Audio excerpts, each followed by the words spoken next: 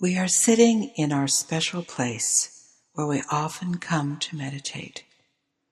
As we sit here, we think of the fifth-dimensional floating gardens that surround the violet temple of Gaia's sister, Venus. Venus is a memory that we often thought of as only a child's imagination. But now we know it is a memory of a fifth-dimensional reality. This reality has stayed alive in our consciousness no matter what. No matter what, certain interdimensional memories have protected us from forgetting our fifth-dimensional experiences. These unforgotten memories, these childhood whims, have been kept alive within the component of ourself that we always need to remember. As we allow these remembered memories to swirl within our wonderful imagination, feelings of peace, calm, joy, and expectation fill our consciousness. Expectation is our best friend now. In fact, we are allowing ourselves to expect the unexpected. And this expectation feels positive and hopeful. Since memories are often strung together like pearls on a necklace, memories of a floating garden around a violet temple create a tickle in our third eye. Why is this particular memory resisting our acknowledgement? We do not need to answer this question. Instead, we are choosing to surrender into that tickle, because that tickle is actually a memory. We are remembering how our higher dimensional answers are revealed by our surrendering into our question.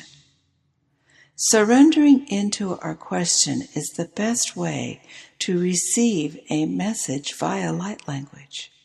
Yes, we are now beginning to remember how we can surrender into the unknown.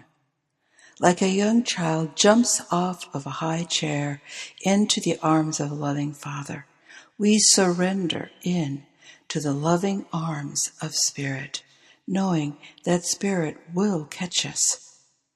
We are choosing to participate in that memory that is tickling our third eye and warming our high heart.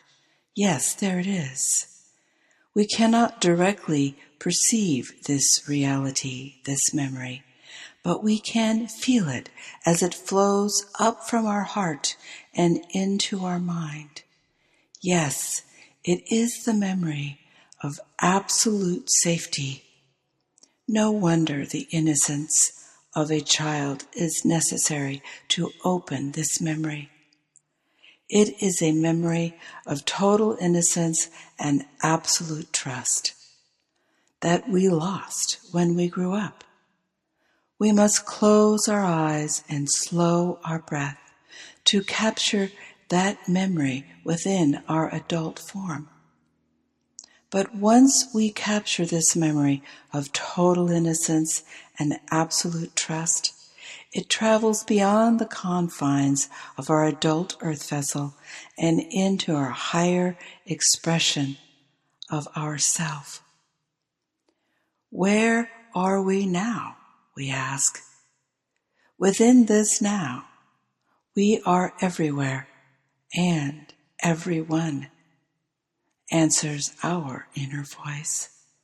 This voice stems from such complete unity consciousness that our wavering form is able to explore a deep merging with myriad life streams of various colors and tones that are now surrounding us.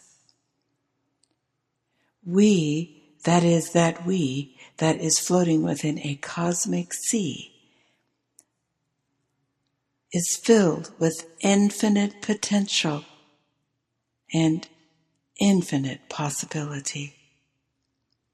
What form are we choosing? What possibility are we fulfilling? New Earth, we hear a call inside. Within our innocence, we know this voice is ours. Within our trust, we flow into the now with all the colors and tones that are pulling us into our higher self. But where are we going? We hear the distant call of our doubting ego. We love you unconditionally, we say to the ego that we once thought of as ourself. We are remembering now. We are remembering a reality based on love, unity, cooperation, trust, and safety. We are allowing messages to come to us from components of ourself that were once too high, too grand, too powerful, and even too loving to ever be our own self. As we fill our awareness with these components of our true beingness, we recognize that our lives are changing. We are having wonderful adventures that were once impossible and discovering that others are having the same experience. We are losing connection with our personal needs for wealth, fame, and recognition because we are remembering joy, calm, trust, and safety. As we move through the remnants of our third-dimensional world, we discover that some people are frightened. But we are remembering to understand fear, so we send them unconditional love and compassion. We no longer feel as if we are different from others. We no longer care if they find out who we are. We are far too busy discovering the many octaves of ourself. More and more we're remembering our mission, as well as our personal contribution to the momentous transmutation of our reality. We are remembering to release that which no longer serves our greater purpose. And we are remembering that through this release we are finding old interdimensional friends with whom we are already connected. What a joyous reunion. Because we love ourselves, we are leaving relationships devoid of love to connect with our own divine complements. Sometimes our divine complements are sharing our physical experience, but sometimes they are serving in different places or dimensions. We are patient with the decisions that we made before our incarnation because we are remembering that total unity with our complement is found within our shared consciousness, even if our physical bodies have never met. We are also gathering in groups to heal Gaia and to thank her for the beautiful home that she has provided for us. Decisions to respect and assist our Gaia are made daily on personal, national, and international levels. We are uniting as persons and planet to create the reality in which we, the united members of Earth, have chosen to be New Earth. We are coming home, and home is where we have always been. We thank you, dear Gaia, for all that you have given to us. You have never forgotten us, and now we will not forget you.